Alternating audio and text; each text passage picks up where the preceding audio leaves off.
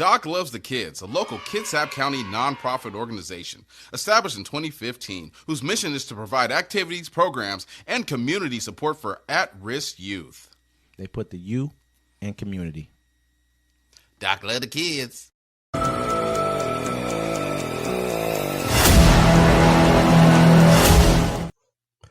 Welcome to Uncommon Courtesy, where we give you the courtesy of conversation that's uncommonly spoke of. I'm D-Mac. I'm Wesley. And this is the show. Hey, don't forget to like, comment, subscribe. Thanks for everybody that views us. Don't forget to catch us every Friday, 7 p.m. Pacific time on the Friday Fix, and at 1 p.m. Sunday time at our town hall meeting. Yeah, make sure y'all pull up on this. It's been great conversations. Friday, no politics. Sunday, nothing but politics. Make sure y'all pull up on us on both of those two shows, man. And Friday, we will be showing a lot of love to local artists in the beginning, playing intro music just to local artists here from this state. Because we like to make sure that the local artists from around here get shine because they're local and they need to be seen.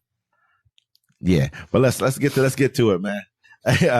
Trump won't rule out deploying U.S. troops to support rebuilding Gaza. Sees long-term U.S. ownership. President Donald Trump on Tuesday suggested that displaced Palestinians in Gaza be permanently resettled outside the war-torn territory and proposed the U.S. take ownership in redeveloping the area into the Riviera of the Middle East. Peter? Would Palestinians have the right to return to Gaza if they left while the rebuilding was happening? It would be my hope that we could do something really nice, really good, where they wouldn't want to return. Why would they want to return? The place has been hell. It's been one of the meanest, toughest places on earth. And right now, I've seen every picture from every angle, better than if I were there. And nobody can live there. You can't live there. So if we can build them through massive amounts of money supplied by other people, very rich nations, and they're willing to supply it. If we can build something for them in one of the countries, and it could be Jordan, it could be Egypt, it could be other countries, and you could build 4 or 5 or 6 areas. It doesn't have to be one area, but you take certain areas and you build really good quality housing, like a beautiful town, like someplace where they can live and not die. Because Gaza is a guarantee that they're going to end up dying. The same thing's going to happen again. It's happened over and over again, and it's going to happen again as sure as you're standing there, Peter. So I hope that we could do something where they wouldn't want to go back. Who would want to go back? They've experienced nothing but death and destruction. Trump's brazen proposal appears certain to roll the next stage of talks, but meant to extend the tumultuous ceasefire between Israel and Hamas and secure the release of remaining hostages held in Gaza.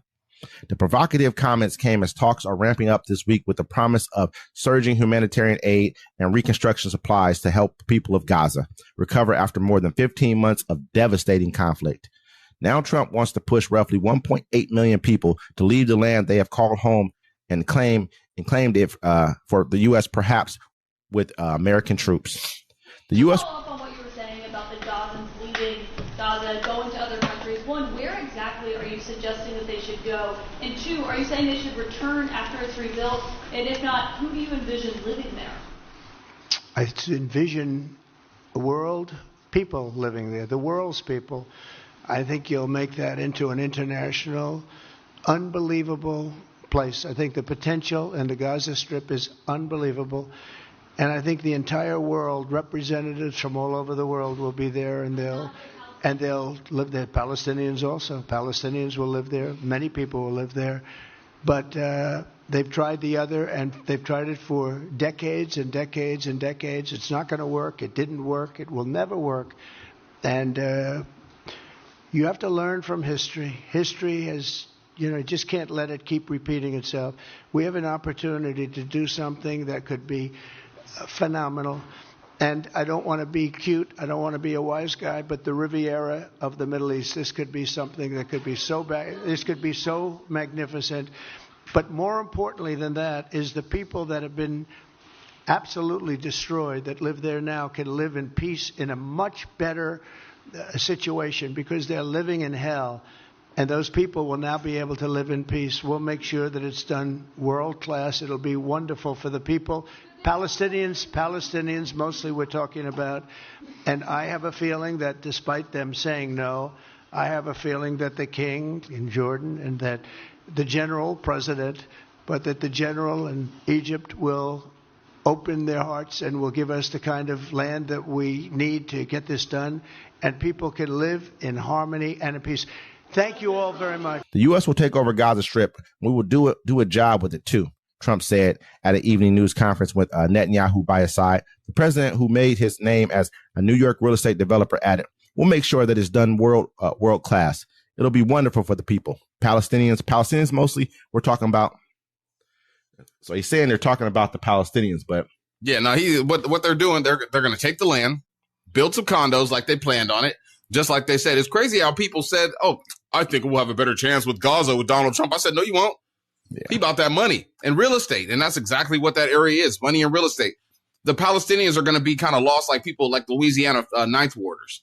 Yep. I mean, this was a perfect opportunity for them to get rid of everybody there. We already knew why they were destroying every single building. There's no reason for you to knock down every single building. They blew up 100-year-old mosques in there on purpose. All the schools, all the hospitals. You know what I mean? Just savagely kill the people. Pretty much, I mean, this is something that Netanyahu's already been talking about. He's already been kind of making this as a point. We're not going to leave Gaza. We should take Gaza. We should do the X, Y, Z. It's some great real estate. Who decided to give this piece of land to the Palestinians in the first place? I think he was a part of that deal, to be honest. I think he was a part of that deal initially.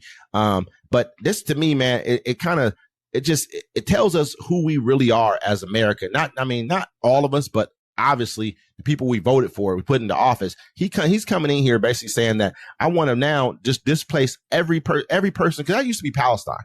That whole entire Israel, where Israel is now, it used to be called Palestine. First, you break them up into two pieces of land. You know what I mean? And now they're also making settlements on the West Bank. You call them settlers, but they're invaders, and they just keep taking over the land, taking more. But the whole thing, the world's not going to do nothing about it. Just Absolutely. Like, and Donald Trump's like, look, if the world ain't going to do nothing about this because we got their back, he's like, watch what I'm about to do. You know what I'm saying? Because, I mean, we're going to touch on really quickly, but, I mean, we spoke on it last time. You know, they were just talking about sending American prisoners to El Salvador. Yeah. And now they made the deal to do it. Yep. You know what I'm saying? So who are they going to get rid of first? The black folks, the undesirables. Yep. Then they're going to get rid of all the people aiding and abetting these migrants. You know, Democrat. I mean, they got your information. They know who you voted for. I mean, it's just, I mean, he's showing that in reality, he wants lands for certain people of this world. That's all it is to it. And you got Jared Kushner, who is his son-in-law. Those guys are all real estate into real estate development, things of that nature. This is what they're getting into more of. He's a former real estate developer. They know exactly what that piece of land is. So you got to remember too, there's huge natural gas deposits in off the coast of Gaza as well, in the water right over there. So I mean, you think about it from that perspective, there's a lot of money to be made by taking these people and removing them from their land. They were already under a police state there. They call it an open air prison, which they were walking around in. So I mean, this is a terrible way for this whole entire tragedy to kind of unfold with them taking this land. They're going to do it. Oh, that was the plan from the get. They said they was going to take it. Yeah. You know, and they're going to put them in Jordan and all these other places where they actually want to take that area too. So they're going to use this like, oh, well, you're having terrorist activities from leftover Hamas in Egypt and Jordan. So we're going to have to bomb that too. Wouldn't you want to go to, he said, Egypt? There's other places like this. I mean, these places aren't like they're the best places for them to go right now. And Egypt didn't want them in the first place. They left them at the wall. They was like, you ain't coming in here. I mean, there's just too many people. I mean, how you going to who's going to take 1.8 million people and be able to house them? I mean, all they're going to try and do is give them a little bit of aid to take them so that then, you know, Netanyahu now they've got the whole entire strip. Netanyahu just stayed quiet and let Trump do all the babbling that he was going to do, but he knows who's going to own that land. He knows it's not going to be the U.S. either. It's not going to be us. We're going to help rebuild it. We're going to put the money into rebuilding it. And we're supposed to send soldiers over there. Mister, I'm not about the war. You already bombed Somalia. Yep. You're about to send soldiers to the Middle East to protect Israel. Again, you know what I mean? So this is not a brand new approach that Americans have taken. And I don't think any of you guys are going to say anything about it because you guys always talked about, like he said, he's not about war, X, Y, and Z. Yeah, he is. But he's about taking and he's about war. But I mean, also to add to that too, you know, you had the Muslim community in Michigan voting and you know doing things for Trump because they thought he was going to do something for Gaza. You know what I'm saying? Because he told him he was. He is going to do something for him. He's going to get rid of it. Yep. And that's what you voted for. And then he's going to get rid of you. Yeah, I mean, that's the huge population of Muslim populations in Michigan did that. And now, I mean, and Michigan flipped. And now look what's about to happen. You guys thought this was a joke. Thought this was a big, we're gonna leave these guys alone. Yeah, they made the mistake of allowing, the Gaza Strip to be bombed the way it was. It wasn't a mistake. They did it on purpose. I don't care. Biden, he was complicit in it. Kamala Harris, complicit in it. But at the end of the day, they probably would not have let them take the land. That's what they weren't. No, remember Joe Biden? They were. I mean, the Arab Emirates or whatever. They were putting up a whole thing, and Biden was with it. He was like, "Hey, they're going to rebuild it and put the people back there." That was the plan. But I mean, it is what it is. I mean, I don't understand why Muslims were rooting for Donald Trump. That's how people. I'm tired of these goldfish people living in this country. He banned Muslim ban. First thing he did when he banned you from coming into America because of your religion. Yeah, I mean, but and you're like, and 4 years later, you're like, maybe we give him another chance. He ain't giving you no another chance. It's over. He's taking property now. It's theirs now. He'd be like, I'm going to call it Traza. I'm not laughing because it's not funny, but that was a good one, though. That was a good one. I ain't gonna lie about it. Hopefully he hears me. He'd be like, I like that guy's thinking. Arrest him and bring him over here. I'm like, damn it. Oh man. I got one here, man. Trump plans to root out top scientists who believe in climate change. More than 1,000 EPA employees, including scientists involved in climate change research and policy, have been put on immediate notice by the Trump administration. Prior to taking office, President Donald Trump promised to bulldoze many environmental policies that he said were wasteful spending of taxpayer dollars and would instead open up protected lands to oil and gas drilling to boost the economy. The New York Times reported that Trump's administration notified more than 1,000 EPA employees that they could be dismissed immediately at any time. Many of those put on notice are scientists and experts who oversee research and enforce policies involved in air pollution, hazardous waste cleanup, and environmental agency response. Members of two highly influential EPA advisory committees tasked with providing scientific guidance to the head of the agency were already ousted in January. In addition, these staffing changes, the Trump administration has started removing or burying any mentions of climate change across the U.S. government website. Now, the 1,000 people that they're going to get rid of, I did a little research on it. They're all new employees. They've been there for maybe a year or less. But, these are the people that they send out to go say, hey, this water, there's lead in this water. Clean it up. Hey, this is causing air pollution that's going to, tear people's lungs. Clean it up. So, I mean, for him, it looks like he's getting rid of anything that can make him look bad. I mean, you look at it, they're trying to cut regulation as well. This is a big thing they're going to cut a lot of regulation. They said all of them. Because when you look at it, I mean, who does regulation, I would say, hinder, but who does it hinder the most? Corporations. Business. I mean, who does it help the most? The people. Because, okay, make sure your air is going to stay clean somewhat. Make sure your water is going to stay drinkable, and make sure your buildings don't fall down on top of themselves like that happens in other countries. We see buildings collapse. That doesn't happen here a lot. Make sure planes don't crash in the sky and fall out the sky like we're seeing happen now. So let me just say this really quick. We have to look at it like this, man. A lot of things that he does now, we won't see the effects of them until 10 or 12 years from now. And this is going to be like, it didn't happen. Trump didn't do this. Whoever it is in office is going to basically take the blame for what Trump is doing now. So I disagree. I think we're going to see the process of this within, I'll give it 13 months. No, what I'm saying is, say if he cuts regulation and says, okay, you can now build a skyscraper instead of taking 3 years or whatever the case may be, you can do it in a year and a half, and you can cut through these regulations. You don't have to have these certain things all in place. You don't have to get this checked off by this governmental official or X, Y, Z. That building probably won't fall because these buildings aren't falling out at all right now. 40, 50 years later, they're still up. But in 13, 15 years, one of them is going to like tip. the one in Florida with the water leakage. You see what I'm saying? That's what I mean. This is what the one guy said. We should plan for the worst. Michael Mann, a climate scientist at the University of Pennsylvania, told The Guardian. He said the keys to the car have been given to the polluters and the fossil fuel people, Deniers. And they intend to drive it off the climate cliff. Like I'm saying, I'll give it about a year, dude. With no regulations, they're going to be going crazy. Oh yeah, and we're going to see the effects. All it's going to take is another Palestine, Ohio.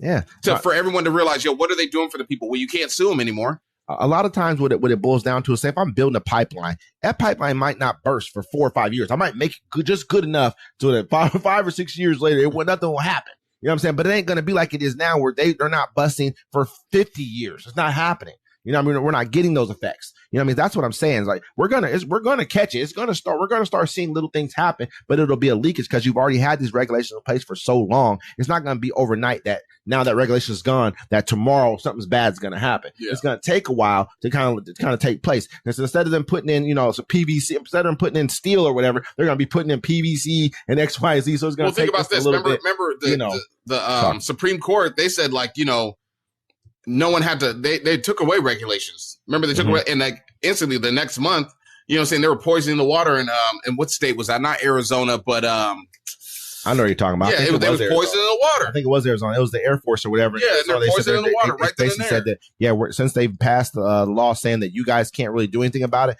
we're not paying for the cleanup of it. Yeah, we're not going to clean it up. Yeah, you just have a lot of sick Americans that aren't going to have health care. So hey, good luck to everybody. And you're gonna blame whoever's in office at the time. You're gonna blame them for the problem that actually occurred under you, the person who you voted for and thought they would get the immigrants out of here. And that was the reason why you wanted to vote for them, because you can act the way you act and talk the way you talk now. And so, but you're gonna be sick as hell, and they don't care because they don't have a healthcare plan for you. Remember that they're gonna try to get rid of your healthcare, trying to tear it down as we speak. They have an idea. Or concept of a plan.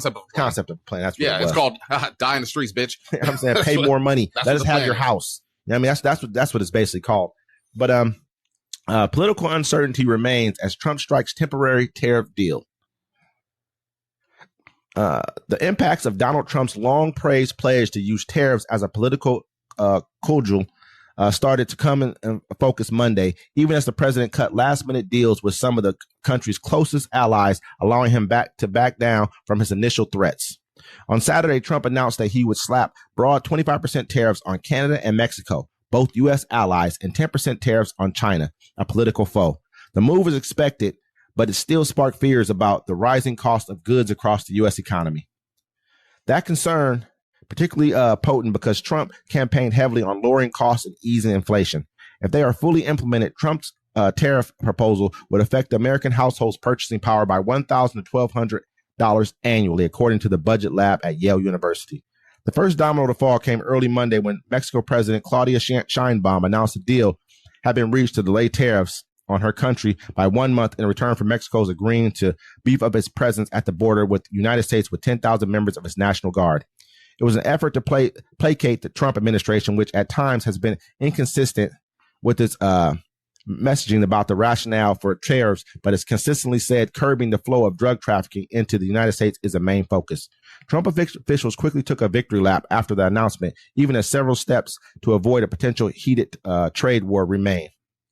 So for literally 3 days, I heard the fear from the left of this country say that these tariffs will make America's life worse. J.D. Vance said at an event in Ohio in response to questions from NBC News. And what actually happened in the Mexico government was so afraid of the tariffs that they actually are taking their border enforcement and their anti-cartel activity more seriously. And so pretty much he did the same exact kind of a deal with Canada as well, where he just placed people asked them to place troops at the border to stem the flow of fentanyl. And he also guaranteed that he would try to stem the flow of illegal guns going into Mexico.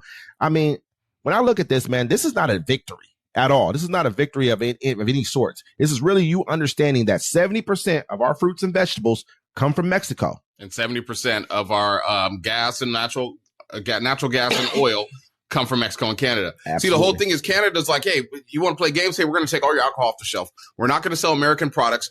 They have a trail where you used to be able to walk through it to get to Canada. They cut it off. They said, now you got to go through the proper channels. Canada ain't got to play no games with us. They don't. And Mexico's like, oh, you want to play some games? Hey, we'll make your bell peppers $10 a pound. What about? You got to look avocados too. There's just so much that we could not have won that war. We would have won it overall. Don't get me wrong. America has a much stronger economy, but the American citizen, grocery prices, fuel prices. The whole Northeast basically being out of power. What do we think would have happened? Well, think about it. He went to China also, right? China's like from lip balm to sneakers to clothes. Man, everything that you buy in Walmart comes from China. Mm-hmm. Think about it. Make America Great hats come from China. Target, everywhere we buy cheaper goods, they come from places like China and Taiwan or Mexico. They make a lot of our cheaper goods now. People are too. Like they should make it American. I'm like, bro, you can't afford for them to make things American. And they act like they don't understand that. It's crazy to me that a person doesn't understand that if you want, we need livable wages. Which one do you want? Well, you you know, want it's cheaper all- goods or livable wages. Well, You can't have both. most of the people that I see that complaining, like that say a lot of that stuff, they're retired anyways. It's a lot of retirees got something to say, you know, about, hey, well, they should be doing this. They should be doing that. I'm like, you don't even have to come around us. You sit at home all day and don't do, I mean, for the moment you get to sit at home because that ain't going to happen last long for you. Yeah, they're going to raise that retirement age too because they need them, man. They need you to get that last few years of work out They of said you. what they're doing right now to the retirement system. They said Social Security is going to be drained in 6 years. Look what Medicaid. Look, man, was it the Medicaid Yeah. that whole entire system went down. That was part of the freeze. It's still You down guys in act some like states. you- Still down.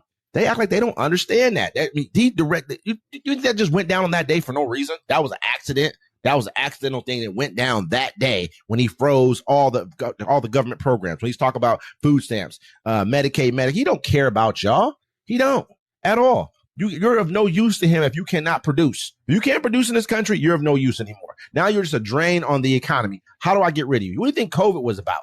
I mean, I would say that for Canada. I mean, for Canada, for China. What do you think that was about? It directly affected people of 70 plus years age. They're like, man, we got all these old people on the payroll we got to take care of. Let's go ahead and implement something that's not going to kill in people who are younger. Let's go ahead and knock y'all out the way because then I don't have to pay you anymore for all the stuff, all the entitlement programs that I have for you. Yeah. Y'all better start acting like you understand and think. What have they done in this country consistently?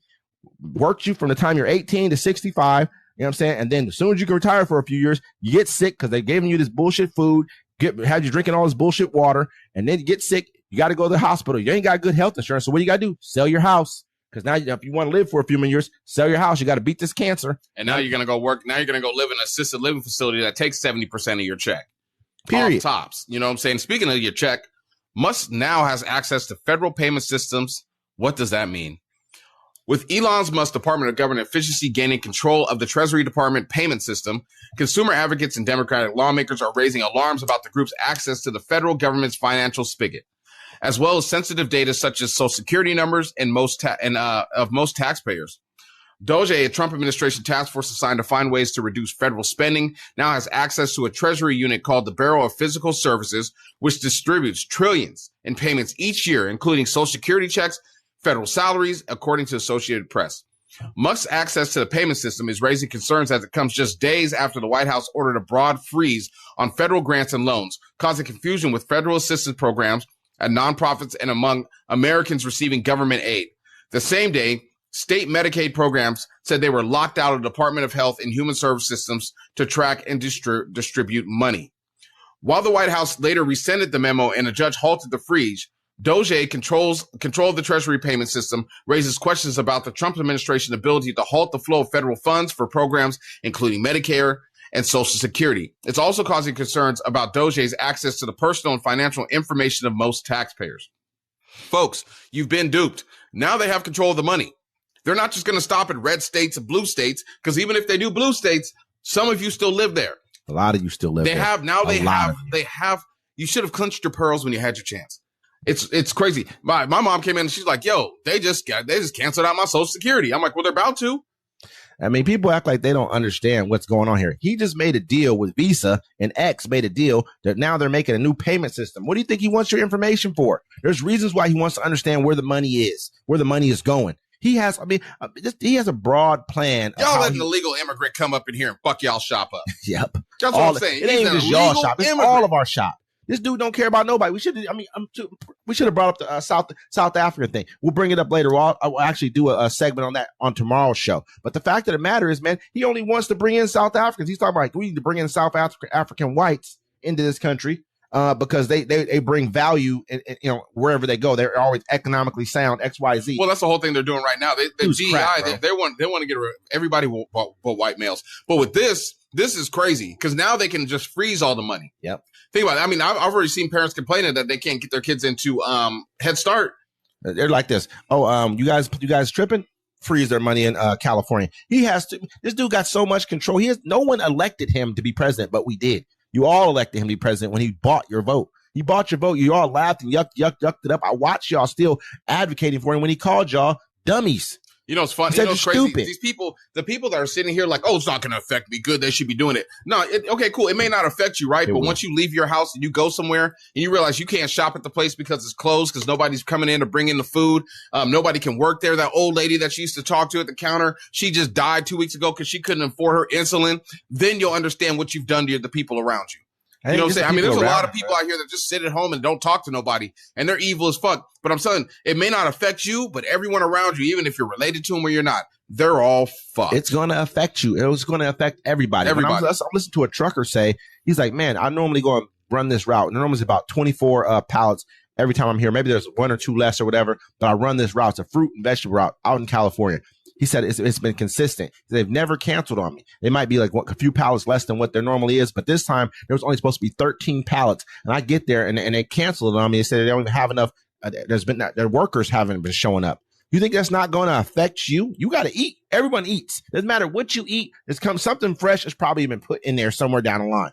It's going to affect us all. Period. Plain and simple. There's no one can hide from this. Look at what was going on with the egg prices.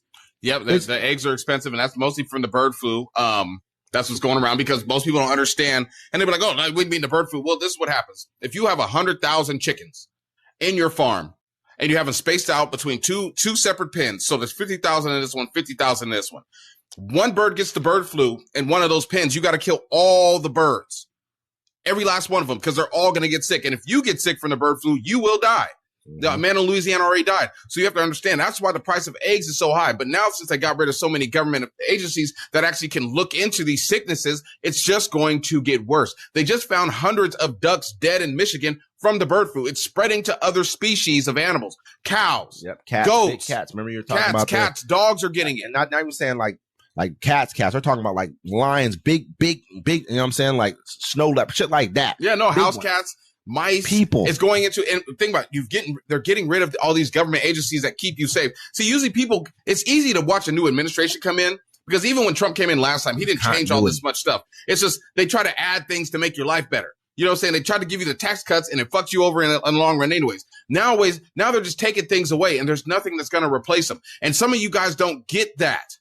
You know what I'm saying? They're taking your normality away in America. You're going to have a new normal and you're not going to like it. You better show up to work every day. I saw a lady today. She was sick at work, having to work. Old lady. She's like, I already missed too many days. I can't miss it because she'll be homeless. Man, you got to look at it like this. At the end of the day, man, we're going to have to fight back to get to where we were, but just a few years ago. No, we're never going to go back. Far our way back. I mean, imagine that. Imagine when all these agencies are gone. When all these things are gone. These safeguards are no longer in place. Do you think the corporations are going to want to let us just have them right back? No, they got more control over your politicians than we do. Yep, Luigi was right. They're going to have to fight tooth and nail to try and get little rights back. Oh, we want the water rights back. Well, shit, we need more tax money now then, because that's the only way we can get this agency back, because we're no longer able to operate under the same guidelines as we were before, because we didn't have enough money to do that anymore now. This is what y'all don't understand. This, everything we've got right now, normality, sense of normality right now is done.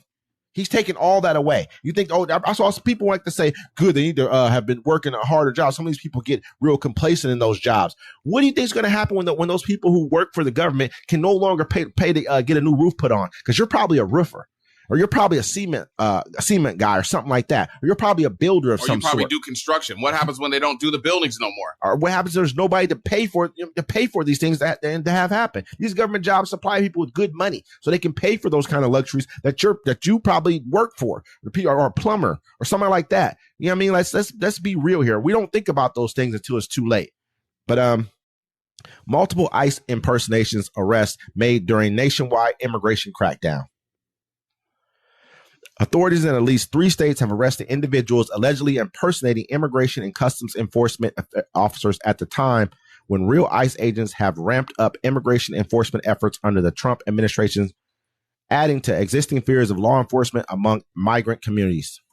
In South Carolina, Sean Michael Johnson, 33, was charged with kidnapping and impersonating a police officer after allegedly detaining a group of Latino men along a Charleston County road.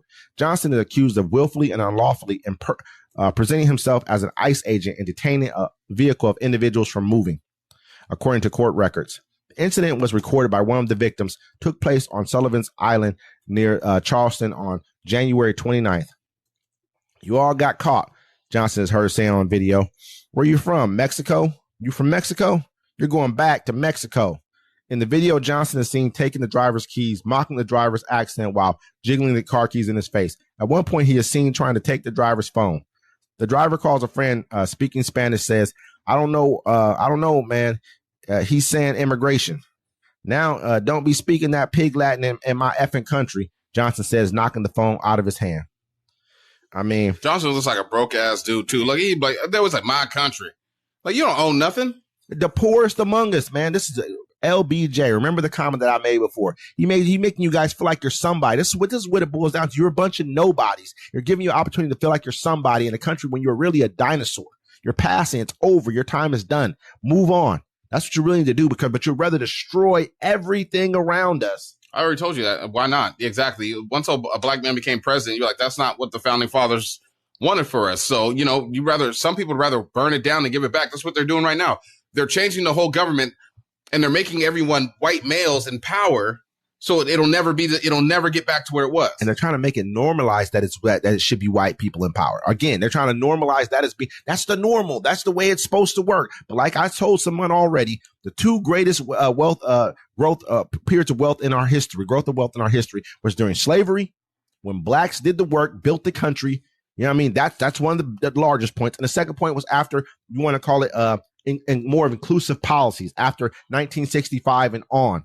You know what I mean? Period. When more women, men, and people of color were in the workforce, they had more ideas and more ingenuity in the American workforce. We've gained trillions since then. Let's be real. It's it crazy. Wasn't you guys. I'm not a violent man. I try to keep my peace and be cordial with everybody. But somebody walks up to me like you as an American citizen, I'm gonna pistol whip them, say Oakland, bitch. I mean, dead ass. Like I'm not gonna play these games with you. You ain't punking me. This ain't the 70s. I am not. There's no peaceful marches around here. Martin Luther King was assassinated. Malcolm X was assassinated. And sir, I'm gonna show you what a savage do. I mean, you know what I'm saying? Like I ain't playing no games with you. I hope everybody I like to be cool and cordial with people. That's how I like to do it. I like to keep the peace. But you ain't gonna come to me sideways thinking you got some power over me, because I'm gonna show you what power is. I'm gonna show you one of the niggas you really scared of. I think the thing of it right now with us is they understand that we gonna act out.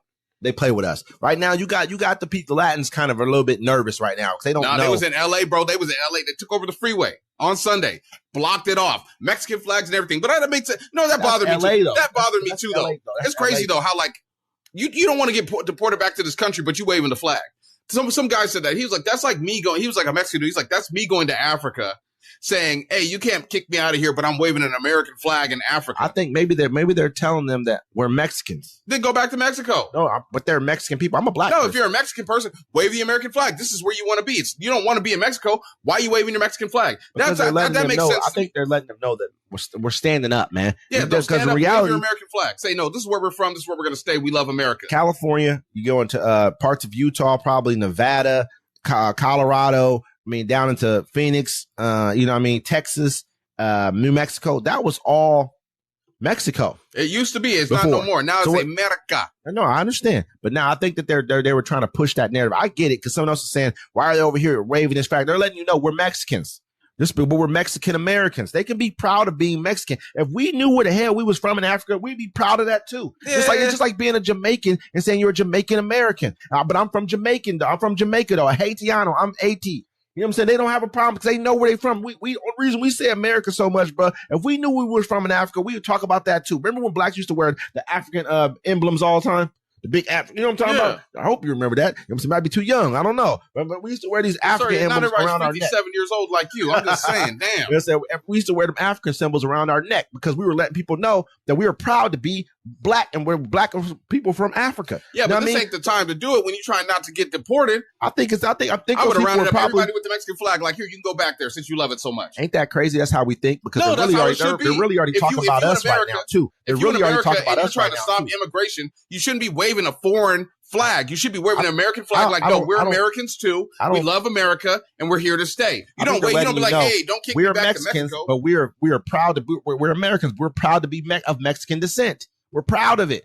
I am a Mexican descent. Every Mexican is not an immigrant, or every Mexican is not a legal person. Then here. Why ain't trying to go back then? Why wave it? That still never made no sense to me. It's like, why are you waving a foreign flag in a different country? You can't go nowhere else and do that. I don't see nobody going to Europe waving the American flag like, I love to be in America, but I live in Paris.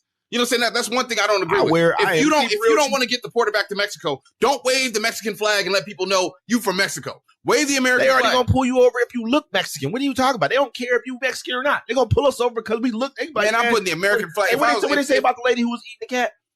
She was Haitian. They didn't care. They were like, she Haitian. And she was a black lady from some other place, Toledo or somewhere. Yeah, come on, they don't care. But she didn't have a Haitian flag. They didn't care if she had a Haitian flag or not. I'm just saying, bro, she was these Haitian. people was on the freeway waving these Mexican flags. I'm like, well, if letting Mexico's you know so great, they're go Mexican. back. Letting you know that they're Mexican. I don't have we a problem don't know you. waving their Mexican flag. I don't need to know that you're Mexican. I need to know that you're a loyal American. America ain't loyal to me. Hey, listen, I'm loyal to America, but if America ain't loyal to me, I'm letting you know where I'm from. And me as a person, I love America. I just don't like the people that are in it. Who doesn't? I love my country too, but I don't love what they're doing, and they're taking away our right to even be able to talk about this. Let's be real. They're taking away our right to even be able to say protest or say anything about it. Shut up. They're basically saying to us, be quiet or you're going to go back over here. So that's what we're doing now? We're basically having to be quiet and total. We got to be quiet. I'm just saying you should be waving American flags like, yo, we're here, we live here, we love it. You shouldn't be wearing. I'm not going around waving a fucking flag from South Africa because you ain't from South Africa. Exactly. You're probably from Zimbabwe. But these people is from Mexico, so why you support? Go back to Mexico then. Hey, you know what? If I knew where I was from, originally my people came from hundreds of years ago, because you guys can't say nothing. My family's been here way longer than what your family's been here in this country. I'm saying we knew I would represent that as well too, but I don't. So I don't talk about it. Period. Yep. I know I'm an American. Let's agree to disagree. Absolutely. And with that, ladies and gentlemen, this is Uncommon Courtesy. We will see you next time.